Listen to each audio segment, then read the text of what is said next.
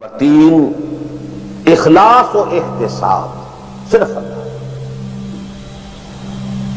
جو نیک کام کرے صرف اس کی خوشنودی کے لیے. یہاں تک کہ حضور کے سامنے ایک صحابی ایسے ہی محاورے میں رواں روی میں کہہ بیٹھے ما شاء اللہ و ما شئت، جو آپ چاہیں اور اللہ چاہے. فوراً ڈانٹ دیا اجعلتنی للہ ندن، تم نے مجھے اللہ کا مد مقابل بنا دیا. مشیت صرف اس کی ہے. وما تشاءون الا ان یشاء اللہ. کوئی نیک کام سوائے اس کی رضا جوئی کے لیے اگر کسی اور کے لیے کیا گیا، ریا ہے، سمعہ ہے، دکھاوے کے لیے ہے، شہرت کے لیے ہے، دنیا کمانے کے لیے ہے، لیڈری چمکانے کے لیے ہے، اقتدار حاصل کرنے کے لیے ہے، کوئی بھی اور مقصد اگر شامل ہوا، زیرو سے ضرب کھا کر پوری عبادت زیرو ہو جائے گی. احتساب، بدلے کی توقع صرف اللہ سے. یہ لفظ آپ خاص طور پر سنتے رہے ہوں گے ان دنوں بہت. من صام رمضان ایمانا واحتسابا غفر له ما تقدم من ذنبه ومن قام رمضان ایمانا واحتسابا غفر له ما تقدم من ذنبه ومن قام ليلة القدر ایمانا واحتسابا. ایمان کے ساتھ احتساب کیوں آ رہا ہے؟ اس کا اجر و ثواب سوائے اللہ سے اور کسی سے توقع نہ. یہ 5 چیزیں ہیں. جہاں تک اطاعت کا تعلق ہے اس میں ایک ایکسیپشن نوٹ کر لیجیے. کہیں کسی وقت نسیان سے، خطا سے یا جذبات کے طوفان میں آ کر کوئی غلط حرکت کر بیٹھا، لیکن فوراً توبہ کر لے، یہ مستثنیٰ ہے. میں نے 3 الفاظ کہے. خطا، آپ نہیں سمجھتے تھے کہ جو میں کرنے چلا ہوں یہ ڈس اوبیڈینس ہے، آپ کو پتہ ہی نہیں تھا، خطا ہو گئی. نسیان، بھول گئے. ایک وقت ایسا ہے کہ آدمی کے اوپر غفلت کا ایک پردہ پڑ جاتا ہے. حضور خود فرماتے انہ لیغان علی قلبی وانی لاستغفر اللہ فی کل یوم 70 مرہ. میرے دل پر بھی کبھی کبھی حجاب سے آ جاتا ہے، میں روزانہ 70 مرتبہ استغفار کرتا ہو جاتا. تو ہم اپنے حجابات پر حضور کے حجاب کو قیاس نہیں کر سکتے. نسبت خاک رہا بعالم پاک، وہ کوئی اور شے ہے، یہ کوئی اور شے ہے، لیکن یہ کہ باہر پردہ تو پڑتا ہے. اس میں کوئی غلط حرکت سرزد ہو گئی. یا نمبر 3، جذبات کا کوئی ہیجان تھا جس نے کہ اوور پاور کر دیا، انسان کی قوت ارادی کو معطل کر دیا، کوئی غلط حرکت سرزد ہو گئی. لیکن پھر توبہ فوراً. انما التوبۃ علی اللہ للذین یعملون السوء بجہالۃ ثم یتوبون من قریب. جیسے ہی طوفان گزرا فوراً ہوش میں آیا، یہ مجھ سے کیا ہو گیا؟ لا الہ الا انت سبحانک انی کنت من الظالمین. ربنا ظلمنا انفسنا وان لم تغفر لنا وترحمنا لنکونن من الخاسرین وان لم تغفر لی وترحمنی لاکونن من الخاسرین. یہ دعا ہے، گڑ گڑا کر اللہ معاف کر دے. It will be written off. It will be expunged. محو کر دیا جائے. یکفر عنہ سیئاتہ، اس کے معنی یہی ہے.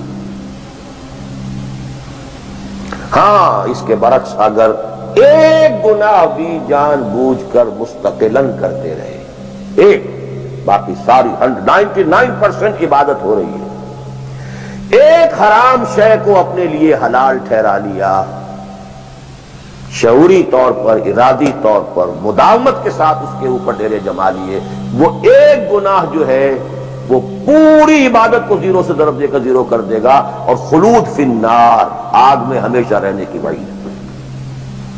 بلا من کسب سیئۃ واحاطت بہ خطیئتہ فاولئک اصحاب النار هم فیہا خالدون. ان پوائنٹس کو اچھی طرح نوٹ کیجیے. خطا میں فرق ہے، گناہ میں فرق ہے.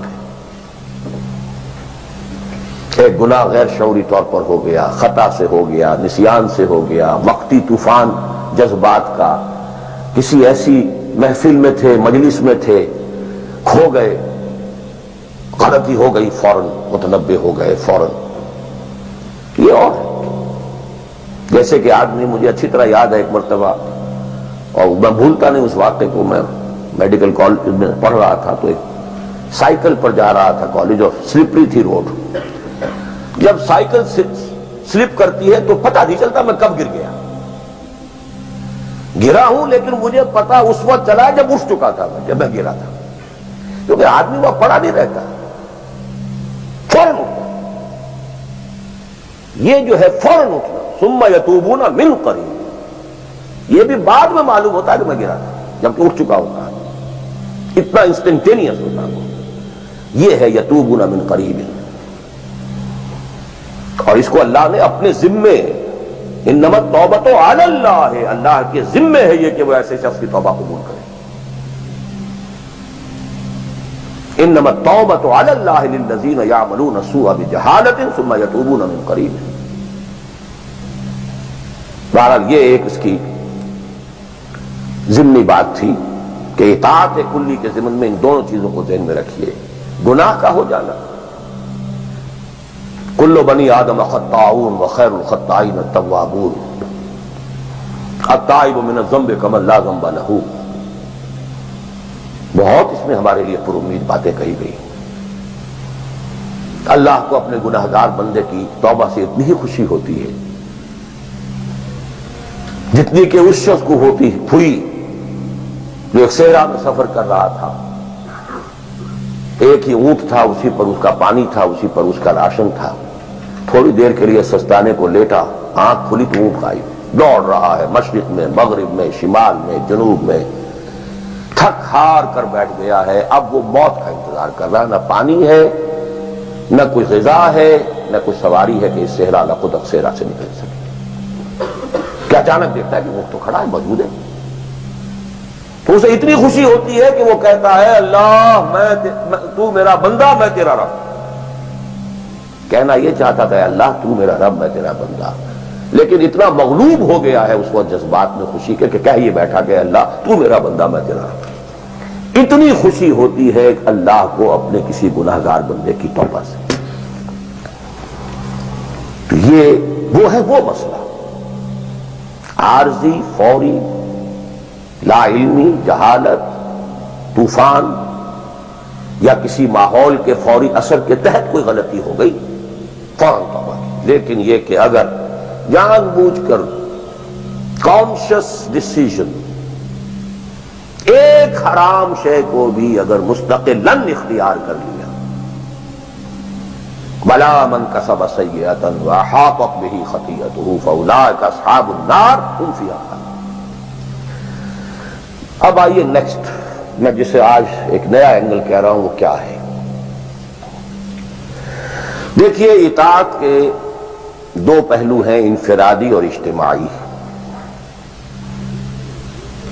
مجھے مراد کیا ہے؟ ان کی ریشو پروپورشن مختلف ہوگی.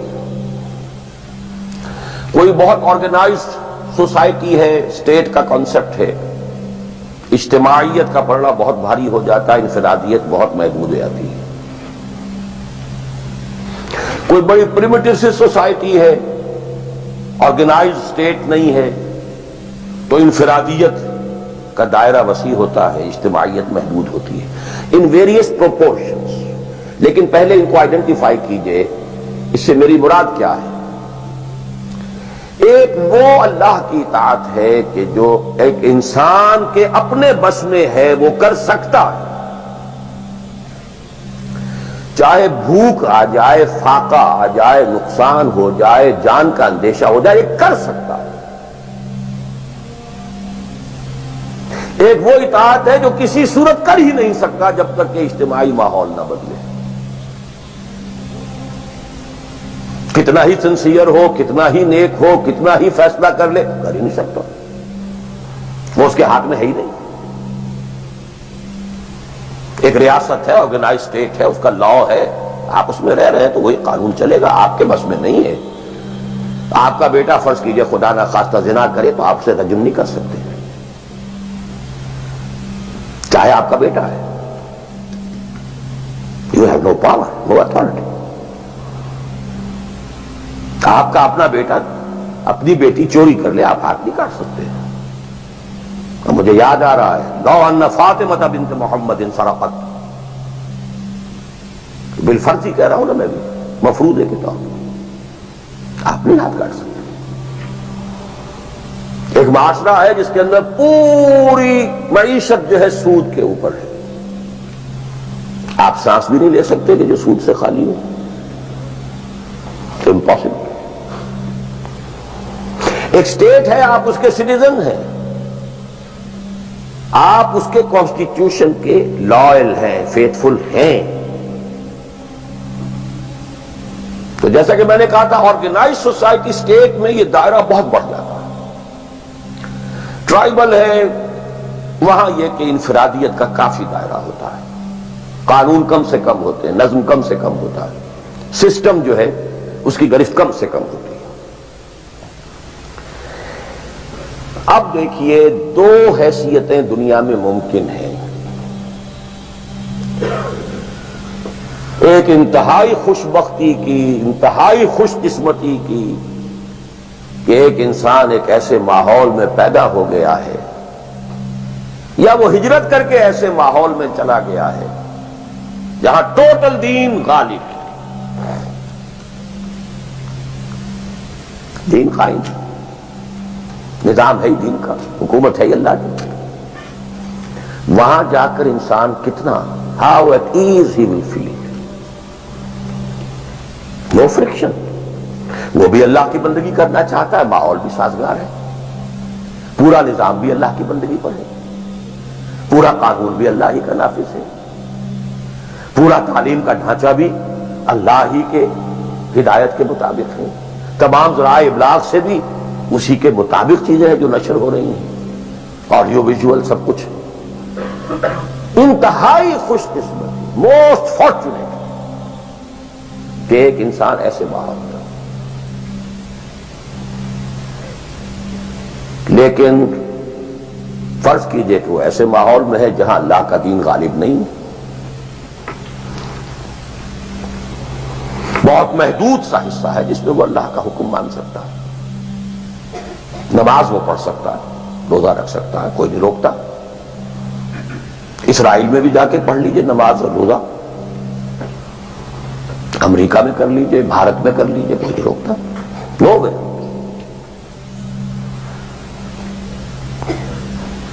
لیکن باقی ویرینگ ڈگریز میں ہوگا یہ کہ زندگی کا 75%، 80%، 50%، 60% وہ باطل کے قبضے میں ہے، تو وہ بھی تو 50%، 60% کافر ہے۔ He's a part and parcel of that environment, of that system۔ قرآن کے تینوں فتوے اس پر بھی تو لگ رہے ہیں، وَمَن لَّمْ يَحْكُم بِمَا أَنزَلَ اللَّهُ فَأُولَٰئِكَ هُمُ الْكَافِرُونَ وَمَن لَّمْ يَحْكُم بِمَا أَنزَلَ اللَّهُ فَأُولَٰئِكَ هُمُ الْفَاسِقُونَ وَمَن لَّمْ يَحْكُم بِمَا أَنزَلَ اللَّهُ فَأُولَٰئِكَ هُمُ الظَّالِمُونَ۔ وہی ظالم ہے، اور ظالم سے مراد مشرک، ان الشرک لظلم عظیم، وہی کافر ہے۔ بتوں سے تجھ کو امید ہے، خدا سے نو امیدی، مجھے بتا تو صحیح اور کافری کیا ہے؟ کفر کہتے کسے؟ وہی تو فاسق ہے، ناہنجار ہے، باغی ہے۔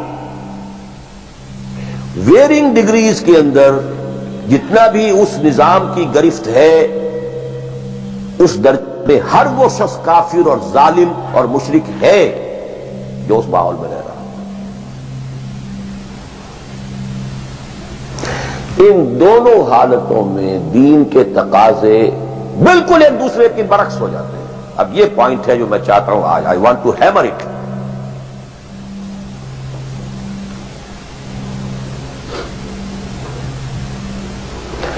اگر آپ خلافت راشدہ کے دوران پیدا ہو گئے ہوتے، موسٹ فارچونیٹ، موسٹ ایزی، دین قائم ہے، اللہ کے احکام جاری ہے، سارا نظام وہی ہے، دی ہول اسٹیٹ کرافٹ وہ اسلام کی بنیاد پر کام کر رہا ہے، آپ ایک سٹیزن ہیں، آپ کے لیے تقرب بالنوافل کے درجے کھلے ہوئے، فرض تو پورے ہیں یہاں،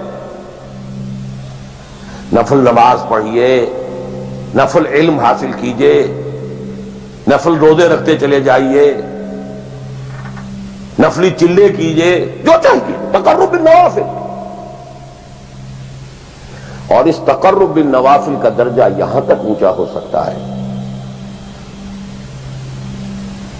وَيَتَقَرَّبُ إِلَيَّ عَبْدِي بِالنَّوَافِلِ حَتَّى أَكُونَ، میرا بندہ نوافل کے ذریعے سے میرا تقرب حاصل کرتا جاتا ہے، یہاں تک کہ میں اس کی آنکھیں بن جاتا ہوں جن سے وہ دیکھتا ہے، اس کے کان بن جاتا ہوں جن سے وہ سنتا ہے، اس کے ہاتھ بن جاتا ہوں جن سے وہ پکڑتا ہے، اس کے پاؤں بن جاتا ہوں جن سے وہ چلتا ہے.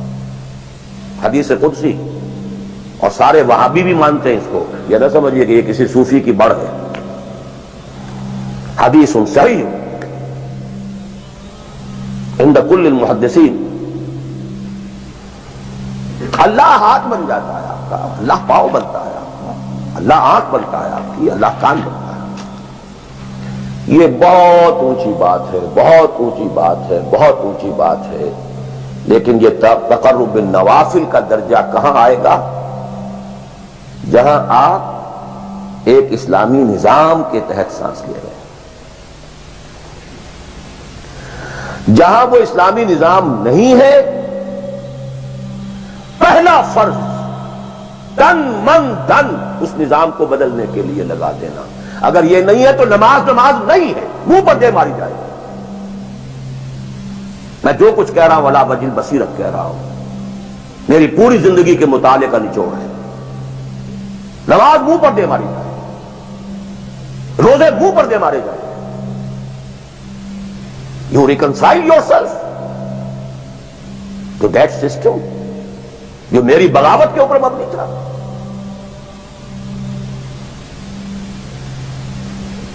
پہلا فرض یہ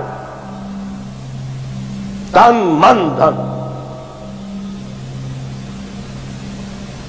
You cannot reconcile with that system. You cannot accept that system. اس میں اپنے آپ کو اکوموڈیٹ کرنا، اس میں اچھے کیریئر تلاش کرنا، اس میں اچھی جائیداد بنانا، اس میں پیسہ جمع کرنا، اس میں اچھی سے اچھی بچوں کو ایجوکیشن تاکہ بہتر سے بہتر زندگی وہ بھی گزار سکیں، سب کا سب حرام، مطلقاً حرام.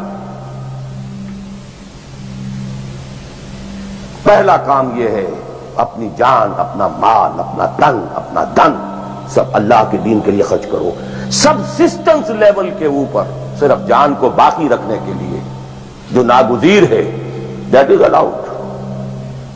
Nothing more. This is the point. Crucial point. اب ہمارے سامنے حدیثیں ہوتی ہیں اور وہ سارے فضائل کی کتابیں ہیں اور یہ ہیں جن کا تعلق اس ماحول سے تھا جبکہ دین قائم ہو چکا تھا. اس کانٹیکسٹ میں باتیں ہو رہی ہیں، نفل کی بات ہو رہی ہے اور قیام اللیل کی بات ہو رہی ہے اور جو ہے ختم قرآن کی بات ہو رہی ہے. اور اگر فجر کے بعد بیٹھے رہے مصلی پر اور 2 رکعت پڑھ کر اٹھے جبکہ سورج نکل چکا ہے تو اب یہ اتنا اونچا سوال. یہ ساری باتیں all these things become absolutely irrelevant. The deciding factor is دین غالب ہے، ٹھیک ہے، چلو نوافل کی طرف، قرات کی طرف چلو، جتنا آگے سے آگے. یتقرب الی العبد بالنوافل. ورنہ تقرب بالفرائض پہلے فرض کرنے ہوں، اور فرضوں میں پہلا فرض جہاد ہے. Now please note this word. جہاد اصل میں اس جد و جہد کا جامع عنوان ہے. Your struggle against that system. لہذا انما المؤمنون الذين آمنوا بالله ورسوله ثم لم يرتابوا وجاهدوا باموالهم وانفسهم في سبيل الله. Integral part of the definition of a مومن. اگر زندگی اس سے خالی ہے یا اتنی ہے، بس جتنی ہو جائے نفل کے درجے میں، اصل وقت اصل دھارا بہ رہا ہے دنیا کی طرف، دنیا کے حصول کے لیے، جتنا پھیل سکیں، جتنا پھل سکیں، جتنا پھول سکیں، جتنی جڑیں گہری جما سکیں، جتنا کچھ اولاد کے لیے چھوڑ کر بڑھ سکیں، جتنا اولاد کو زیادہ سے زیادہ دنیا کی سہولتیں دینے حاصل کرنے کے قابل بنا کر جا سکیں، ساری تو توانائیاں اور ساری قوتیں اور ساری صلاحیتیں اور سارے اوقات تو کپے ہوئے اس میں. اچھا آپ کو تھوڑا سا دین کا کام بھی، آخر دھوکہ تو اپنے آپ کو دینا ہی ہے نا.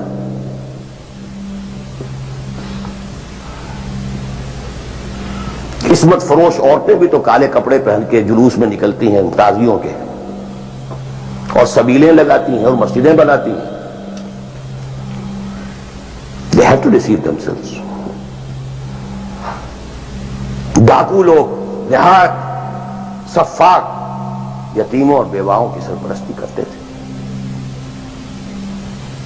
ہمارے معاشرے میں جو بستہ الف بستہ بے کے غنڈے ہوتے ہیں، ان کے ہاں بھی نیکی کا، پن کا، خیر کا کھاتا ہوتا ہے. اسی طرح کچھ مذہبی ایکٹیویٹی ہے. اصل شے یہ ہے کس ماحول میں رہ رہے ہیں. بہت خوش قسمت ہوتا میں اور آپ، پھر آپ اچھے سے اچھا پہنتے، کوئی اعتراض نہیں، اچھے سے اچھا کھاتے. قل من حرم زینۃ اللہ التی اخرج لعبادہ والطیبات من الرزق. خلافت راشدہ میں آپ رہ رہے ہیں، آپ حلال ذریعے سے کما رہے ہیں، آپ بہت اچھا کھائیے، بہت اچھا پہنیے، بلکہ اللہ چاہتا ہے کہ اس کی نعمت جو اس نے تمہیں دی ہے وہ تم پر ظاہر ہو. لیکن پلیز نوٹ دی کانٹیکسٹ. دین مغلوب ہو اور آپ اچھا پہننے اور اچھے کھانے کی فکر میں ہو. مجھے جملہ یاد آ رہا ہے حضرت ابو بکر کا رضی اللہ تعالی عنہ. تھوڑا سا مسئلہ ہوا تھا کہ لوگوں نے کہا کہ زکوٰۃ ہم دیں گے لیکن زکوٰۃ ریاست کو نہیں دیں گے، اپنے طور پر خرچ کریں گے. حضرت ابو بکر نے فیصلہ کیا ان کے خلاف جنگ کا. حضرت عمر جیسی شخصیت بھی مشورہ دے رہی ہے کہ دیکھیں نہیں، 2 فرنٹ پہلے ہم نے کھولے ہوئے ہیں. جیش اسامہ کو بھی آپ نے روکا نہیں کہ جائے، حضور نے تیار کیا تھا. پھر جو مرتدی ہو گئے، کسی اور کو نبی مان لیا، ان کے خلاف تو جنگ کرنی ہی کرنی ہے. لیکن یہ تو صرف نماز بھی پڑھ رہے ہیں اور یہ زکوٰۃ کا بھی انکار نہیں کر رہے، صرف ہمیں نہیں دے رہے ہیں. تو ان کے ساتھ ذرا مصلحت کا تقاضا یہ ہے کہ کچھ نرمی کی جائے. ان کے بڑے پیارے الفاظ تھے، ایبدل الدین وانا حی. کیا دین میں تغیر کیا جائے گا جبکہ ابھی میں زندہ ہوں؟ خدا کی قسم اگر یہ حضور کے زمانے میں زکوٰۃ کے اونٹوں کے ساتھ ان کے باندھنے والی رسی بھی دیتے تھے، اور اب اگر یہ کہیں گے کہ اونٹ لے جاؤ رسی نہیں دیں گے، تب بھی میں قتال کروں گا، اور خدا کی قسم کوئی میرا ساتھ نہیں دے گا تو میں اکیلا جاؤں گا. اور اے عمر تمہیں کیا ہو گیا؟ تم جاہلیت میں تو بڑے سخت تھے، اسلام میں آ کر تم نرم ہو گئے ہو. یہ ڈانٹ ابو بکر پلا رہے ہیں عمر کو رضی اللہ تعالی عنہ. تو اچھی طرح جان لیجیے، اب میں نہیں کہہ سکتا کہ میں کس طریقے سے اس کو بیان کروں، کیسے ٹھوک ٹھوک کر آپ کے ذہنوں میں اتار دوں. یہ ہے اصل شے. دین کا سارا سٹرکچر ہی بالکل ریورس ہو جاتا. The whole value structure absolutely changes. دین غالب ہے تو وہ ساری باتیں ہیں جو ہم نے خوب یاد کی ہوئی ہیں. آج حقوق والدین بھی تو ہے نا، آخر بچوں کے حقوق بھی تو ہے نا. یہ حقوق والدین جو ہیں ان مہاجرین کو یاد نہیں آئے جو اپنے ماں باپ کو چھوڑ کر مدینے پہنچ گئے تھے. یہ اولاد کے حقوق انہیں یاد نہیں آئے، بیویوں کے حقوق یاد نہیں آئے. وہ تو فینیٹسٹ تھے نا، پاگل تھے نا. مدینے کے منافقین نے انہیں سفہاء کہا تھا، بے وقوف لوگ ہیں یہ. انؤمن کما آمن السفہاء. These fools, these fanatics. یہ ساری حدیثیں آپ کو یاد ہیں.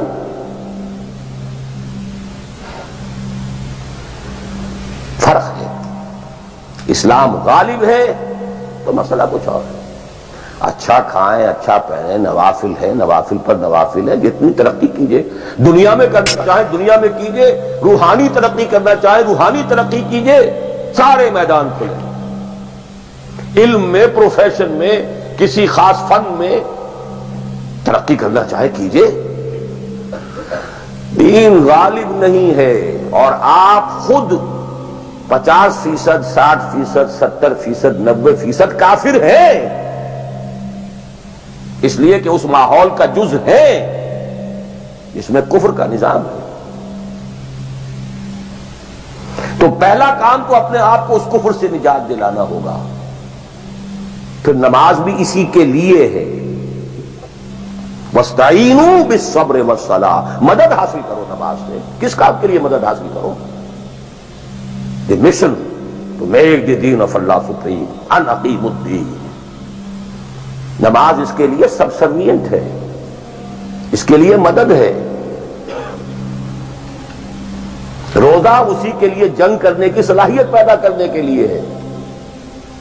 اس لیے 23ویں رکوع میں سورہ بقرہ کے روزے اور رمضان کے احکام ہے، 24ویں رکوع میں قتال شروع ہو گیا، قاتلوا فی سبیل اللہ الذین یقاتلونکم۔ اور عرب جو ہے وہ روزہ رکھواتے ہی صرف گھوڑوں کو تھے، خود تو رکھتے ہی نہیں تھے، کیونکہ گھوڑے کو استعمال کرتے تھے لوٹ مار میں، غارت گری میں، جنگوں میں۔ اور گھوڑا ہے نرم نازک مزاج جانور، پیاس برداشت نہیں کر سکتا، بھوک برداشت نہیں کر سکتا، اونٹ تو کر جاتا، چاہیے تھا انہیں گھوڑا، لہذا گھوڑے کو عادی بناتے تھے دھوپ کا، پیاس کا، بھوک کا، تاکہ ایسا نہ ہو کہ اہم مارکے کا وقت اور گھوڑے صاحب جواب دیے بیٹھے تو سوار کیا کرے گا؟ تو ساما یسومو عربی زبان میں گھوڑے کے لیے تھا، انسانوں کے لیے تھا ہی نہیں۔ یہ تو مدینے میں آنے کے بعد پھر حضور نے یہودیوں کو دیکھا کہ روزہ رکھتے ہیں، تو آپ نے بھی مسلمانوں سے کہا عاشورہ کا روزہ ہے وغیرہ وغیرہ، چھوڑ دیجیے اس بات کو، لمبی ہو جائے گی۔ یہ ساری چیزیں اصل میں ہیں اس مقصد کے